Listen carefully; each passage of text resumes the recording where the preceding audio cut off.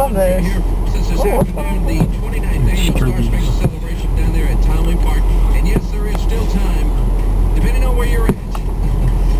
If you're pretty much in Missouri, wow. Near from Arkansas, from the Bridges, and from Mississippi and all that. And down there right now, it's going to be happening between 9:30 and 9:45 for the fireworks. They're supposed to be calling me to give me that cue for the music. All right, so it's going to happen here really soon. So get ready for that. And man, you got to thank the sponsors, because this thing is free.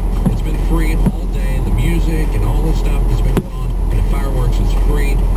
But it takes sponsors and Budweiser, the city, city's division, Memphis Convention and Visitors Bureau, Downtown Hotel Association, your Memphis Grizzlies, Riverfront Development Corporation, WREG Channel 3, Bill Street Merchants